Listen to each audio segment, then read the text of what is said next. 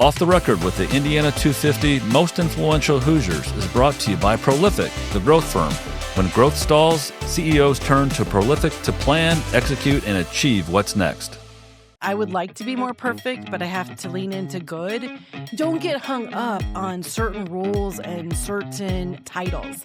I never asked how much I was going to make. I never asked what my title was going to be. If asked to do something, I said yes. For the longest time, I didn't have a resume because I never needed one. I basically would do well in the jobs that I was in, and that would provide opportunities for others.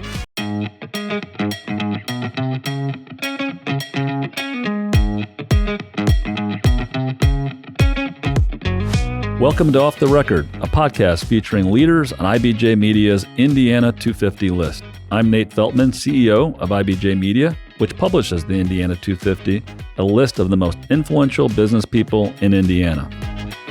Today, I'm joined by Anne Hathaway, President and CEO of Hathaway Strategies, a grassroots public affairs firm in Indianapolis, built on Anne's decades of political experience in federal, state, and local Republican politics.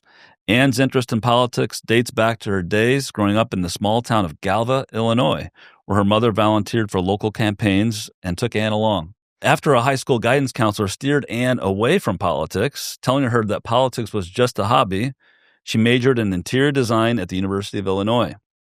She ultimately ignored that guidance counselor and jumped into politics and public service, eventually landing a job in Washington, D.C. at the U.S. Treasury Department. She worked at Treasury until being lured to the White House to work in the administration of George H.W. Bush and served as Director of Scheduling and Public Liaison for Vice President Dan Quayle. She also worked for the Republican National Committee and has been deeply involved in the inner workings of many Republican national conventions. Anne returned to Indiana in 2009 and started her public affairs business, where she helps clients navigate the world of federal, state, and local politics. She became the first woman to chair the Indiana Republican State Committee when she was chosen for that role by Governor Eric Holcomb in 2023. She also currently represents Indiana on the National Committee, Republican National Committee. Among her non-political roles, Anne is president of the Columbia Club in downtown Indianapolis. She's executive director of the Indiana Medical Device Manufacturers Council. And I know one of her most prized roles is being the longtime executive director of the Richard G. Lugar Excellence in Public Service series. That organization, named for Indiana's longest-serving senator, has trained more than 550 women to engage in public service and, of course, politics. Anne chairs and serves on many local and national nonprofit boards and is a sought-after speaker, especially about the current state of political affairs, which we'll get into a little bit, and the leadership roles women can play in business and politics. She's an IBJ Woman of Influence and a perennial member of IBJ's 250 Most Influential Business and Community Leaders. And it's such a great honor to have you on the Indiana 250 podcast. I've been really looking forward to having our conversation. Thank you so much. I'm excited to be here and really humbled by the recognition I've received. Thank you. Well, you're deserving. So I always start with guests kind of at the beginning. And as I mentioned in the intro, you grew up in Galva, Illinois. And you tried your darndest, it sounds like, to stay away from politics. You even had a counselor who said, that's not a long-term professional opportunity. And you majored in interior design. Talk a little bit about growing up in Galva, but also,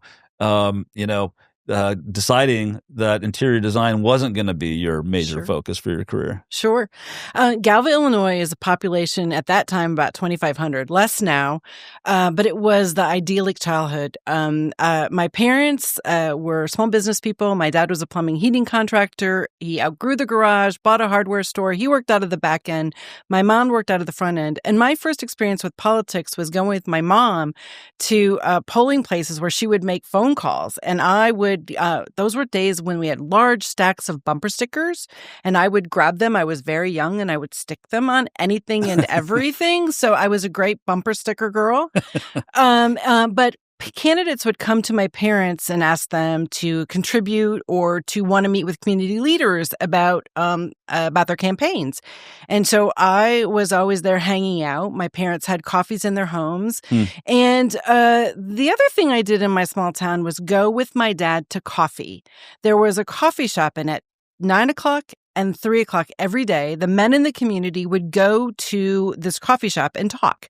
There were 2 tables, the businessman's table and the farmer's table. They would talk among their tables, but then they would talk to each other. And what I saw growing up were individuals getting involved in their community, solving problems, fixing things.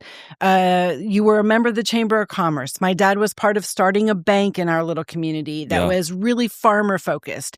And so that was my upbringing. So it wasn't politics in the terms that we think of today and billion-dollar campaigns. It was really a problem solver and engagement and looking out for my community. Yeah.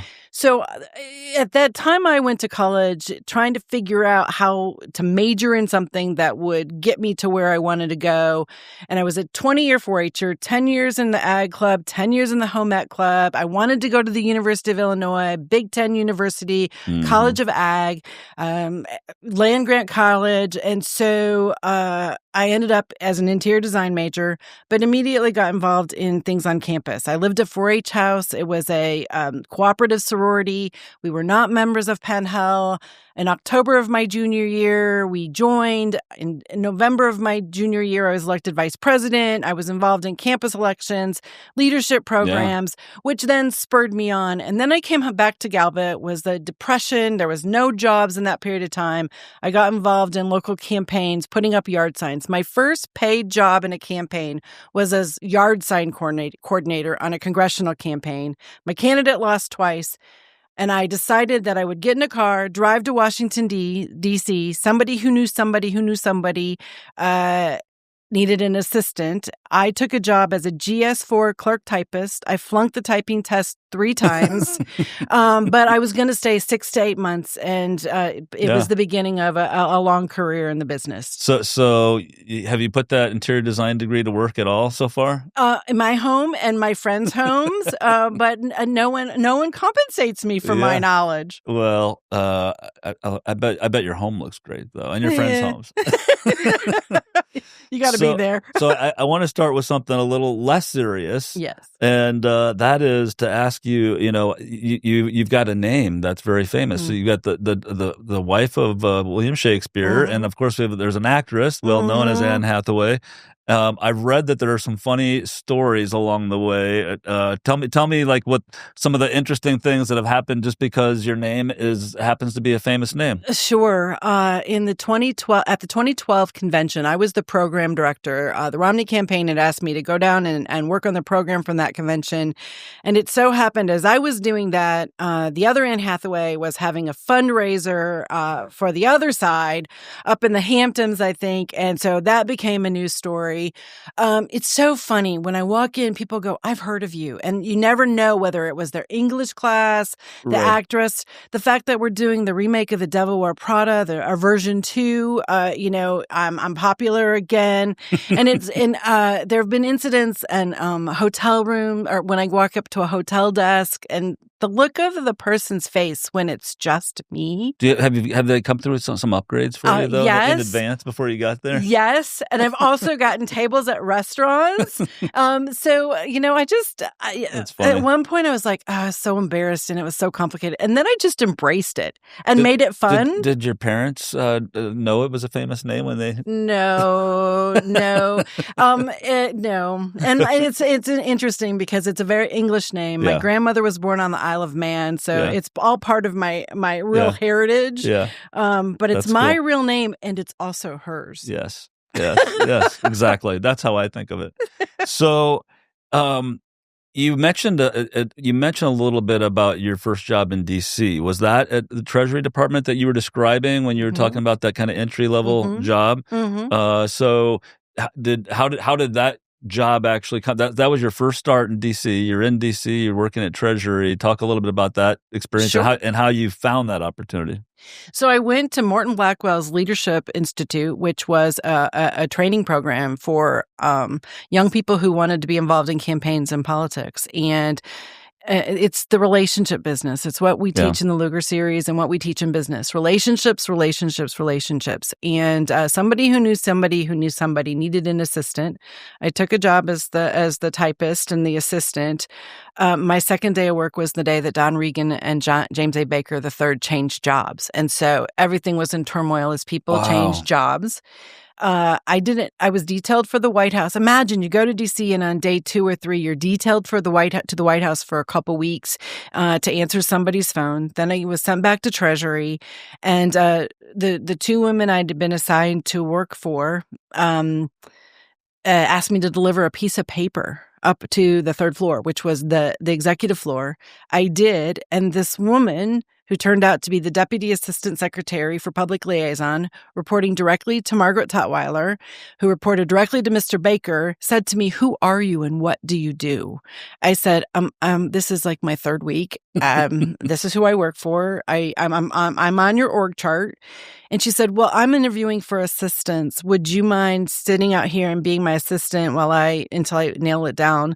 And I never left. So I worked for her for 3.5 years before we went to, when Mr. Baker was named George H.W. Bush's campaign manager, 8 of us were plucked out of the Treasury and sent to the campaign, where I became a scheduler for the vice presidential nominee, who turned out to be Dan Quayle. Yeah. My first boss at the campaign was Susie Wiles, Donald Trump's current chief of staff. And within a week, it was determined that Dan and Marilyn Quayle couldn't travel well together. She didn't like being a potted plant. The campaign staff didn't like that she would help him with his remarks. And so they said, "Who wants to be Marilyn Quayle's scheduler?"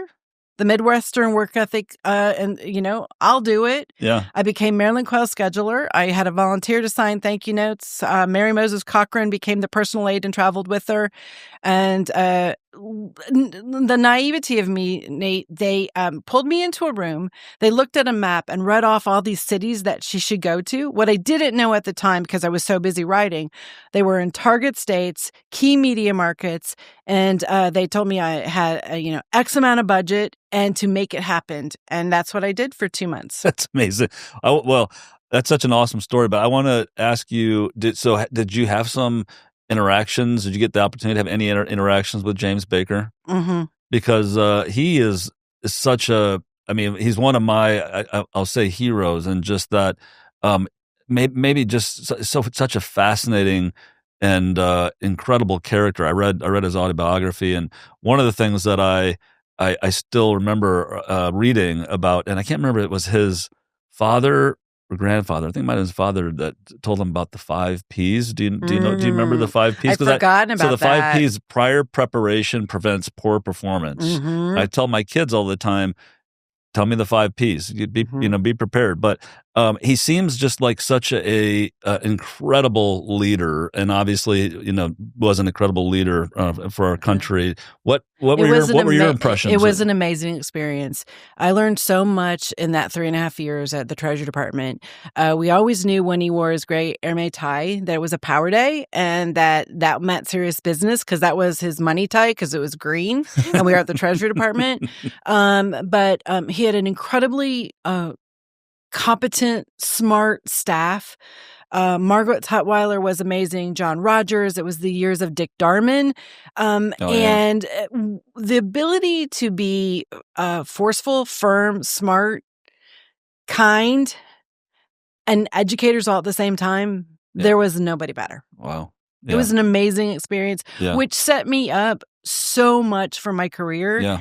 And well, what you've described is what I find fascinating is that you went for it. You were in the right place. It's one thing to be in the right place at the right time. It's another thing to actually be able to build relationships. And so obviously you're a relationship builder, and I know that because I know you.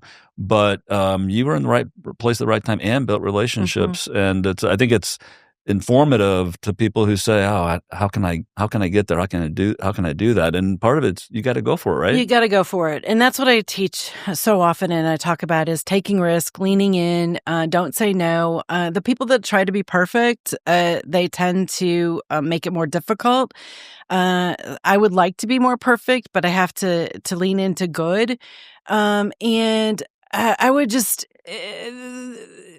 don't get hung up on certain rules and certain titles.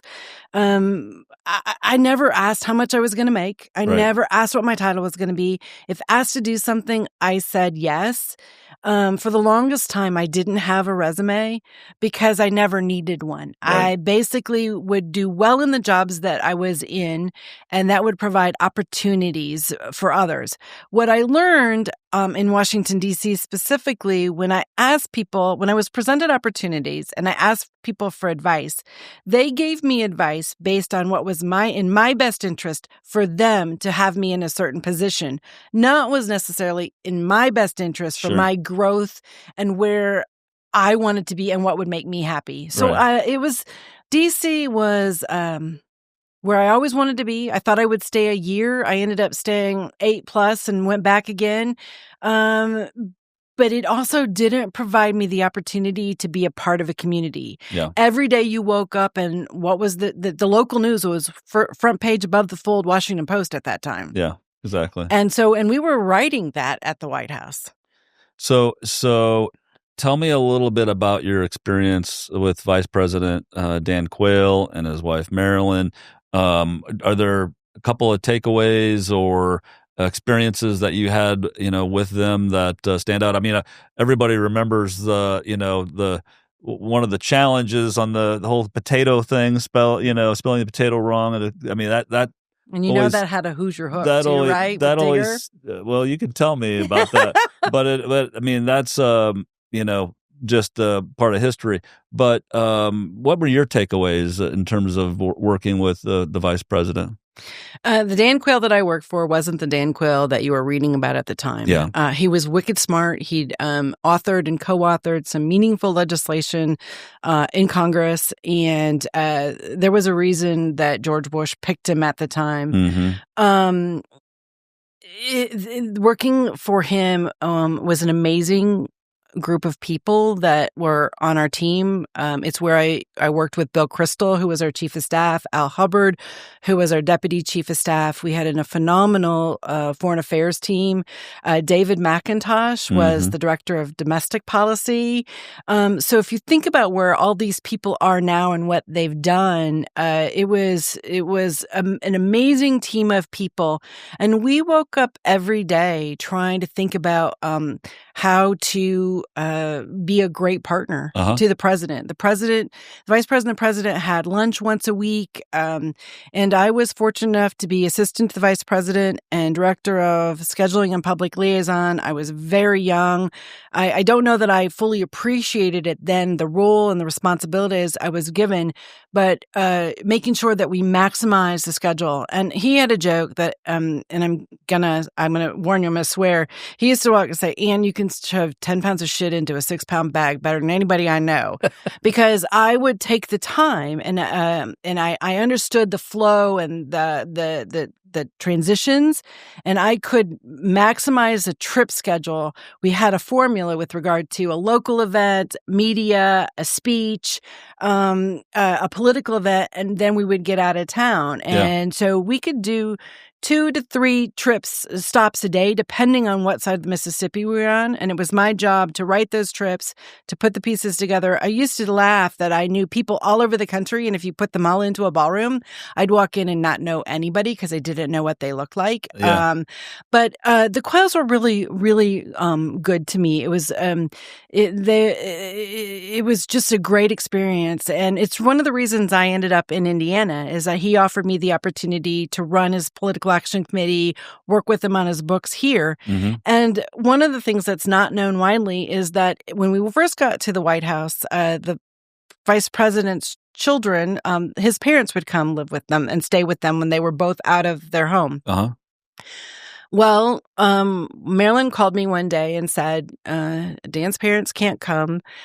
would you be willing to come stay at the residence with the children and while we're out of town? And they were actually going out of the country. So I actually, and I never told my colleagues because that would have looked weird, but I did. I stayed at the residence, vice president's residence, and babysat, or they would say kids sat the children. Yeah. They were not allowed to watch TV. They would always go to a different floor and turn on the TV, and then I'd have to run up and down the stairs.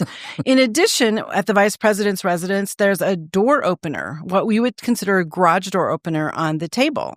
You push the button, and that would call the stewards because the residence is staffed by Navy stewards who prepare the food, serve the food, take care of the home. Well, these are staff people that I call on a regular basis to say, the vice president's having such and such for dinner, here's the food requirements, etc. They were my colleagues, my peers. But when I was there, that we'd have dinner at the table and I'd get up to go get a glass of water instead of pushing the button. And they came back to me and they said, Anne, you have to push the button. When you're here taking care of the children, you're a guest. I said, I can't ask you to do that. So I would not ask for anything more at the table because it was so awkward. But it was, those are the memories. Yeah. I could write a book about things like that with just the things that happen behind the scenes. I'm sure. Those experiences are awesome. You should write a book. You should write them down at a very minimum. They're all kind of written down. It's good? I always struggle. They're my memories, and they were phenomenal. Yeah. And I'll tell you, a little girl from Galva, Illinois, to work for the vice president, to have opportunities like that. I went to my high school class reunion once, and one of my classmates said, and this was when I was working at the White House, he says, well, does the vice president know your name? And that question threw me for a loop a little bit because, he's my boss. He calls me. He yells at me. I'm like, yeah. I think he knows. But it never occurred. When you're in these roles, you're putting one foot in front of the other. And how lucky am I? How blessed am I that I had the opportunity to do it? That's awesome. It's awesome. So after staying with the vice president for a time after he left office, you went to work for the Republican National Committee and you were chief of staff. You're still involved with the RNC, but today versus long ago, during the Quayle years and the George H.W. years, you've seen massive shifts in politics. What the parties stand for today is a lot different than what they stood for 20 years ago, of course, and plus. But talk about where we are today. Let's get into politics a little bit, and how navigating today's politics is different in some aspects than it would have been, when you started back in D.C. I think the biggest difference and the biggest impact is the 24/7 news and social media. Yeah. It was so different. As I mentioned, the news of the day was front page above the fold Washington Post, and that would guide our day every day. Yeah. I remember when I first started the Treasury, UPI and AP tickers were running because we were always checking the markets, and those don't exist anymore because they're all on our computers, all of our computers, all day, every day. But it's really made a significant impact because the way we would do the schedules, the way we would introduce policy, the way we would travel across the country to engage constituents in some of these announcements and go to certain places. You don't have to do that anymore. Yeah. I probably sound like a dinosaur, but I miss that because I believe that drove truly a different grassroots up type of inclusion in policy decisions that we don't have today. Yeah. I also think because it moves so quickly, the RNC's role has changed. You have 168 members who were very much hands-on in the days when I was at the White House or at the RNC and working with both entities and coordinating. Things are much more staff-driven. The staff has become critically more important because things are happening so quickly. Yeah. And you can't you can't bring everybody into the loop. If you do, it leaks, and then it takes a life of its own. And so from an internal position, things are much more controlled and done with a very small group as opposed to inclusion. And I think that's been a detriment to politics. Yeah, it feels like it. So we're obviously going through a very rough time, a very scary time, I would say, in politics with the rhetoric and really the political violence that we're witnessing. Incredibly sad events, most recently with the assassination of Charlie Kirk, but it's been happening more, it seems like, at a faster pace to Republicans and Democrats. There have been issues, violent attacks again and again the last few years, especially.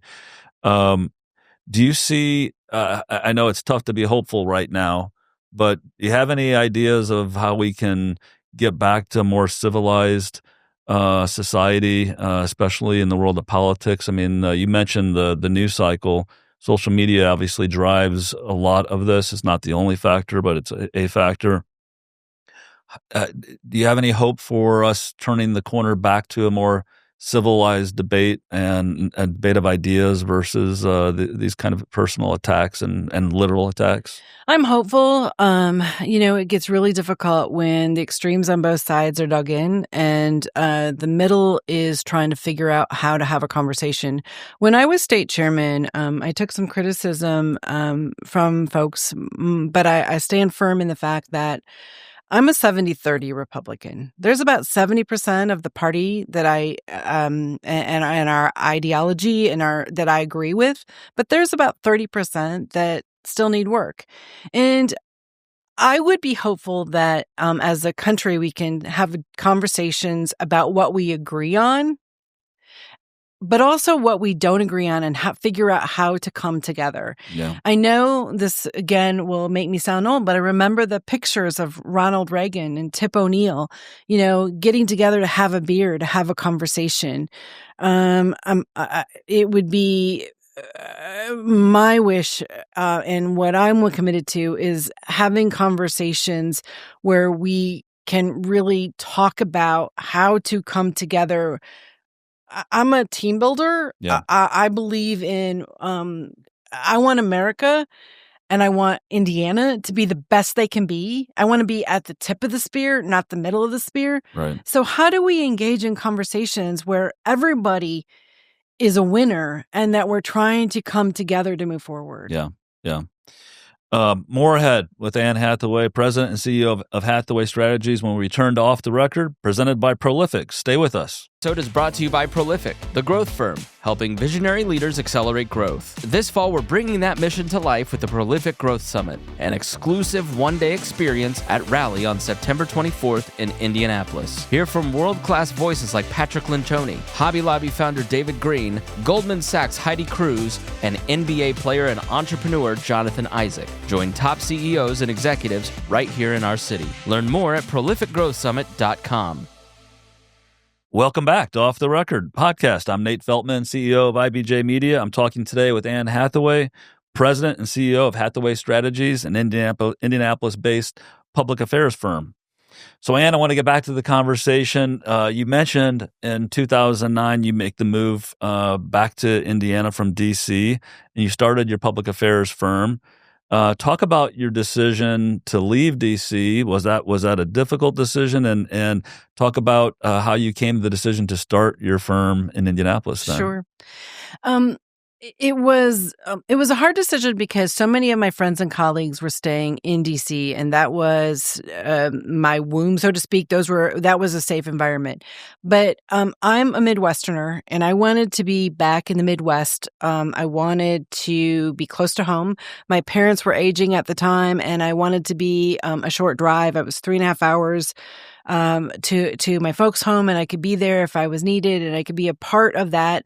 I love the opportunity to be in DC and be a part of something bigger, but I missed Sunday nights at home. And I wanted to be around my brother's children. I was having children and I wanted to be a part of their lives. So then, it was like, okay, what am I going to do? And I had this. Was it the interior design coming back? I pretty much at that point it was anything, because I didn't know what I wanted to do. I wasn't sure. I was really down because we'd lost the election, and I had this big resume, but nobody was knocking on my door, quite honestly. And I had an opportunity to do a project or two. And I'm like, okay. So then I called my attorney and said, okay, what do I do? I need to take this, I'm going to take these clients. And she said, you need to form a company and file these papers, etc. Yeah. So I would love to tell you that it was a big, broad plan and that I knew what I was doing. I can honestly tell you, I go to candidates and I tell them, if you're going to run for office, we need to write a business plan. We need to write a campaign plan. We need to write a budget. I didn't do that. Yeah. I started my company on my credit card. Didn't know anything about investment money from others. I didn't think I was going to do it very long, but there was a market for someone who had the relationships that I did and was willing to dig in and solve problems. I tend to be a pretty strategic thinker, and there's always a way straight or around, and I'm always trying to figure out how to make others look good, or figure out how to solve the problem with the best solution. And 15, almost 16 years later, we're still here, and it's a small team. We cover a lot of ground. We get involved in a lot of key issues. We take the tools that we learned in politics and help to drive constituents to engage in public advocacy, whether for or against, but to use their voice. So many people don't know that the State House is their house, that the Capitol is their capital, and that their voices matter and their votes matter. And so that's the convergence of politics, government, and business for me with regard to how to combine the three things that I love and know best. And so, talk about the different kinds of clients you have. What I mean by that, are most of your clients focused on statewide issues? Are some of them local issues? Are some of them political candidates? Are they all the above? All of the above. I'm just curious to kind of what are the different slices that you of your business? All of the above. We get a lot of calls from folks in DC who need work at the state level. So those relationships I developed there continue to pay off here, and that's fun for me to maintain them. We have statewide candidates. We have local candidates. I've tried to get out of the day-to-day campaign world. It's for the young. And when I'm working on a campaign that's always on my shoulder, I don't sleep well. I think about it 24/7. And I feel a real obligation to the candidates that we work with. And so I personally am trying to focus more on other projects. Some are not-for-profit, some are strategic planning. Some are about the relationships. Some are about engaging in both federal and state legislative action. But it's really my job is to provide everyday Hoosiers a voice in policymaking. Yeah, that's awesome. You've had lots of different kinds of assignments and projects, I know, which makes work interesting. So I want to talk about one of the projects that you've been involved for a long time in a leadership role. As I mentioned the Richard G. Lugar Excellence in Public Service series. I know that's really important to you, and you've been involved for a long, long time.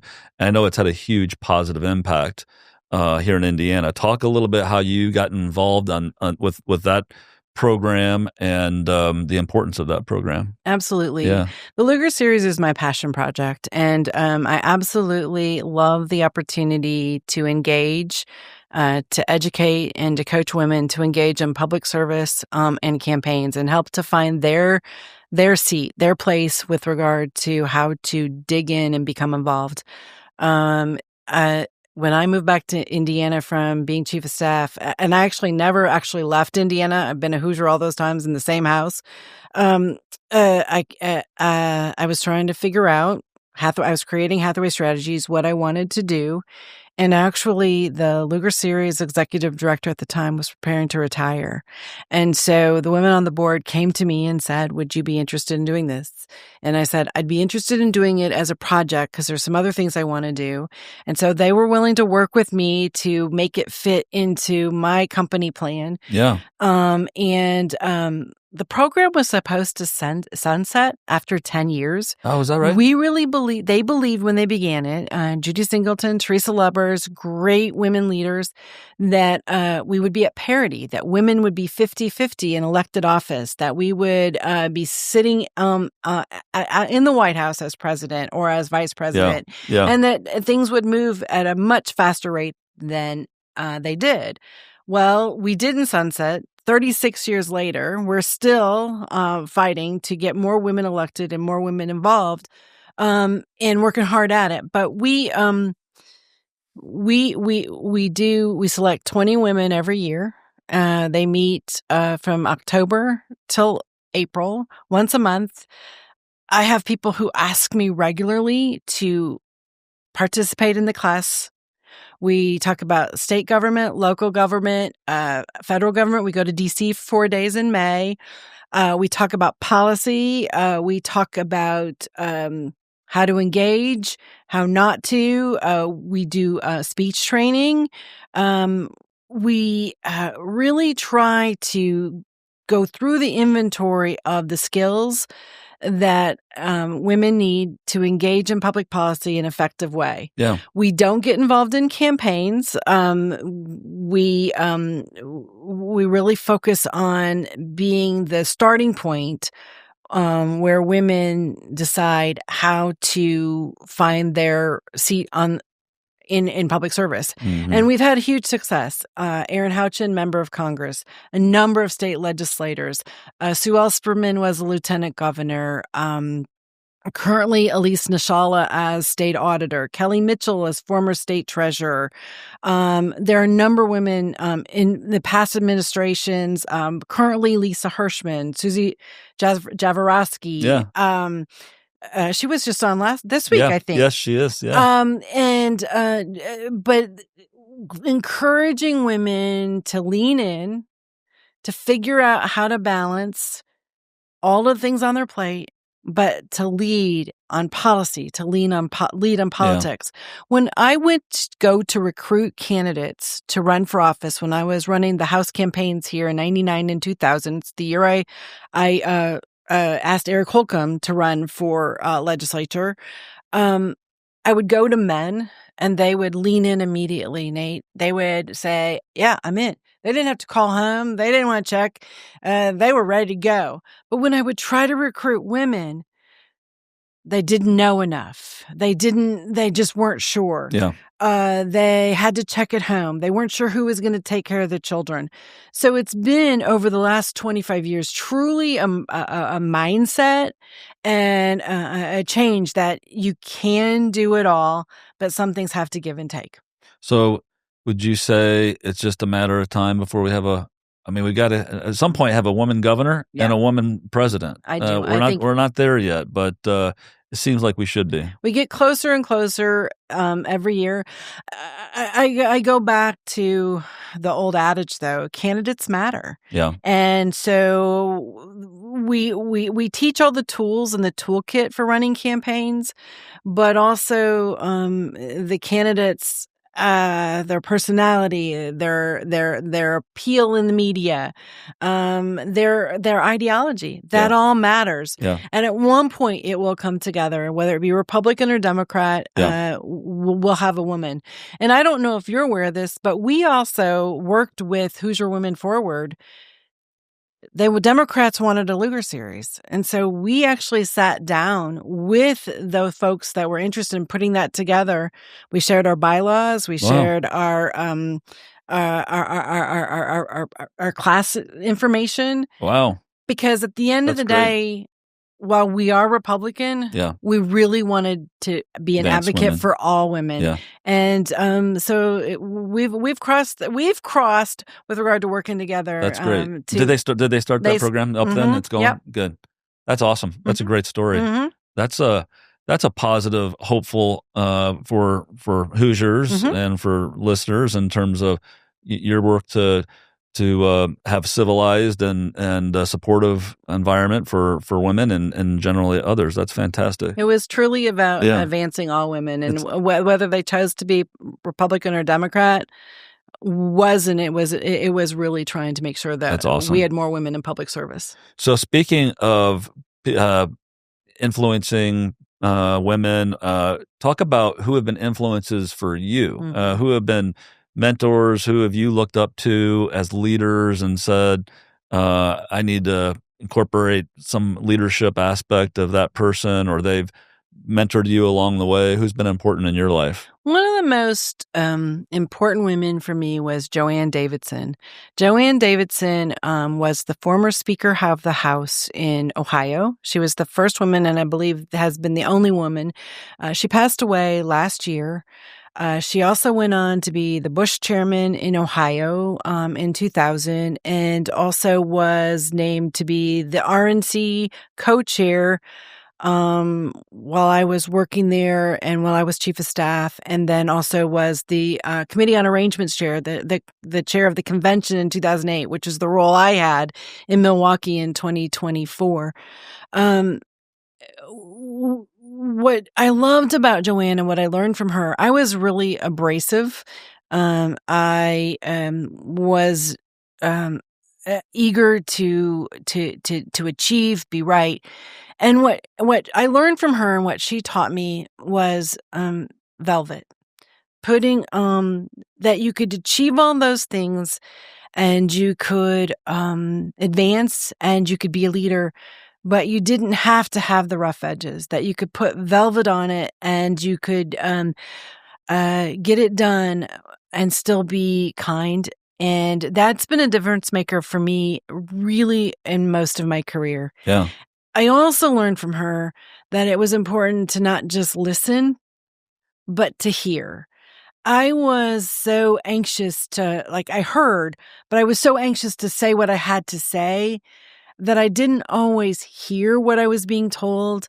And that made a big difference as well. And so she helped me in so many ways to be a better leader. Yeah. And to hopefully be a role model for other women.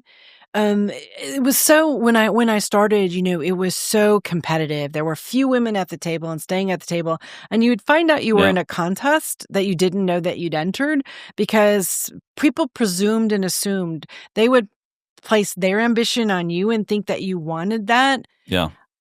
I'm grateful for where I am every day. I had no idea what the opportunities would be. Yeah. And truly, whatever I've achieved, I've been very fortunate. I had my goal. Remember when you did 5 and 10-year goals? Yeah. I exceeded those way before I ever anticipated it. Yeah. Well, I mean, you're in the White House. I mean, you're like, now what? Exactly. It's awesome.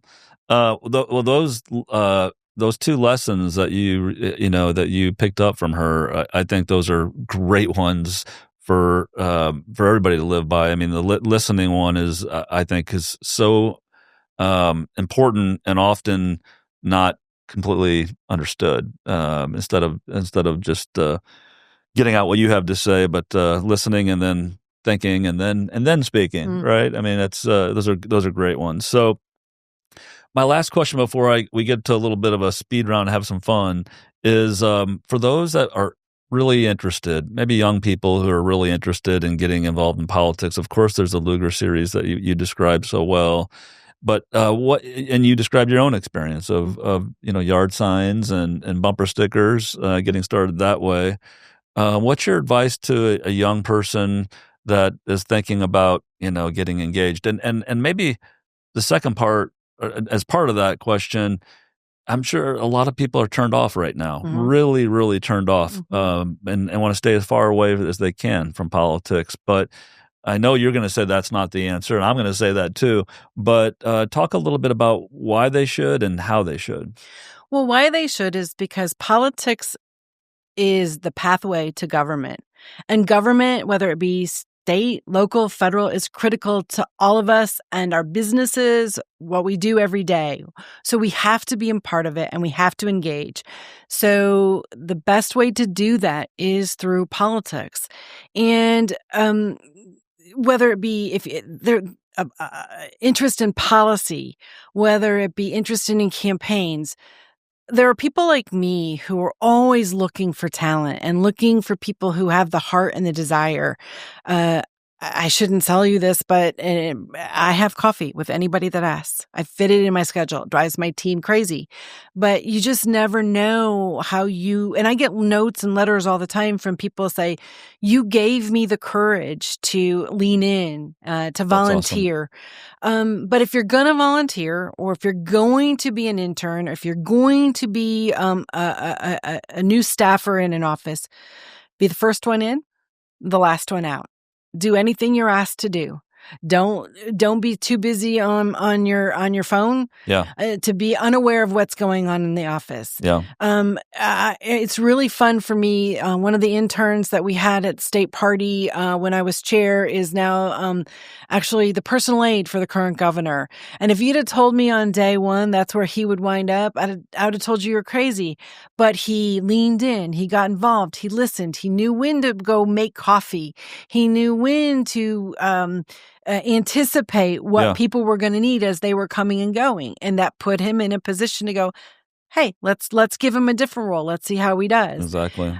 I don't think it's changed much from where when I got involved. Yeah. It's about getting involved. It's about being earnest and working hard and developing the relationships. I'm always thinking about, who do I want in my foxhole? Yeah. Who do I want on my team? Who do we need on this campaign? I can't tell you, when I look back at the 2024 GOP convention, very few of those folks had worked on a convention before, because we didn't have a real convention in 2020. The last one was 2016. Yeah. So they were novices. They didn't know, but they wanted to learn. And we put on the best Republican convention ever. And so it's all about finding those people who have the passion, the desire, but also the discipline to do what needs to be done and to follow through. Yeah. It's great advice. I'm going to ask one more question because, what you just described, I know is what you've done in your career, going all in. And I mentioned a lot of things you're involved in, but you're also involved with me on the Economic Club, which you've been a huge just supporter and obviously been very involved at a higher level with the Economic Club, which has been a great historical organization for this city for over 50 years. And but the question I want to ask you is, you're involved in so many different things. How do you balance it? Because I struggle with balancing a lot. I say yes too many times.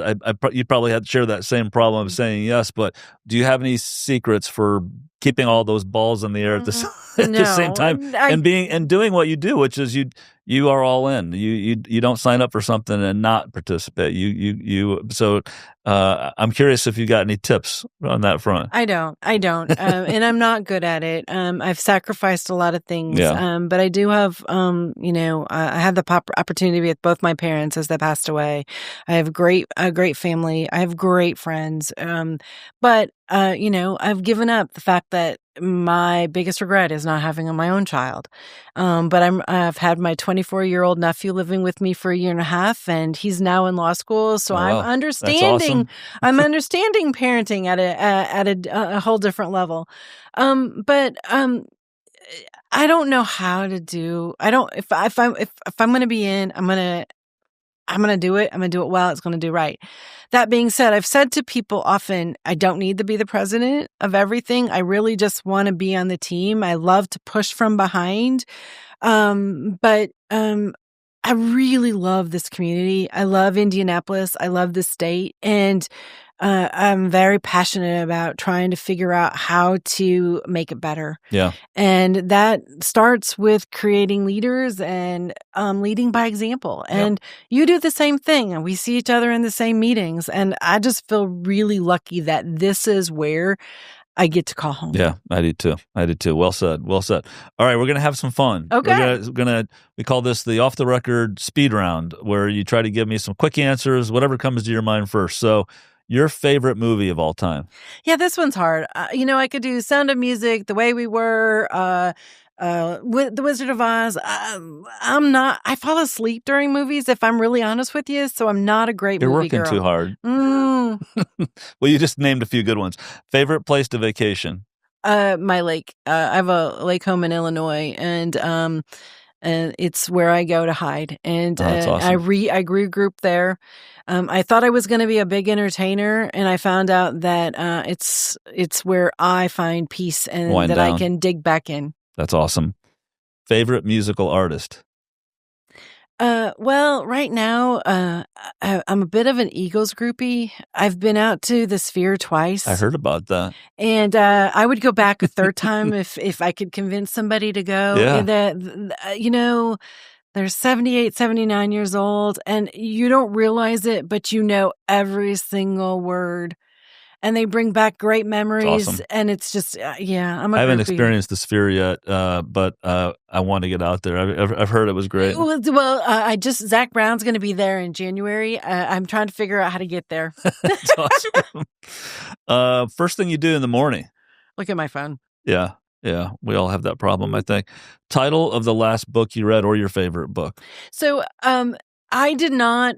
I listened to a lot of Audible books when I was driving back and forth to Milwaukee. So I gave myself this summer my permission to do beach reads. So I've been actually going through the Colleen Hoover series and books. And I can honestly tell you the last book was a Colleen Hoover book, and I have no idea what the title was. It doesn't matter. Yeah, exactly. They all kind of are the same. Right.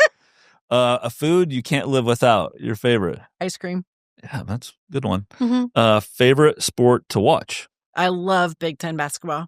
Nice. Do you have a favorite team? Yes. I went to the University of Illinois. Of I course. was so sad. Are you going to be at the IU Illinois football game that's coming up in a week? Yes. Yeah, because my second favorite sport is football, and is Big Ten football. I really, really, truly decided I wanted to go to a Big Ten college. I was a cheerleader in high school. It was as much about being part of the athletics. And Illinois wasn't good when I went to college, but we got better. Oh, yeah. But I love Big Ten basketball. I love the Final Four. I'm so excited about the Final Four being here next year. Oh, yeah, it's going to be fun. It's going to be great. Well, it's got a great chair. Yeah, well, co-chair, yeah. Best advice you ever received? My father told me that I needed to look in the mirror and be happy with me and not succumb to what was politically correct, what my friends wanted, peer pressure. But I had to live with me, and I had to be satisfied with that. And it was really good advice. And oftentimes, whether it be politics, girl things, I've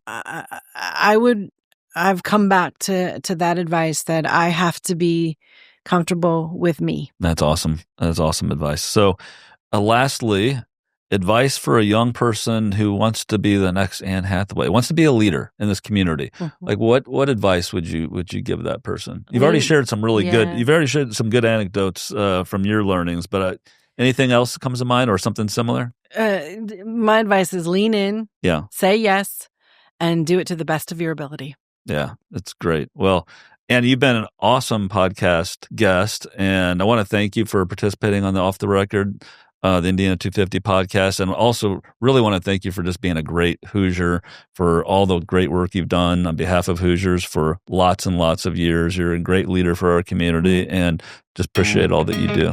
Thank you so much. It means a lot to be here. Thanks. Thanks, Anne.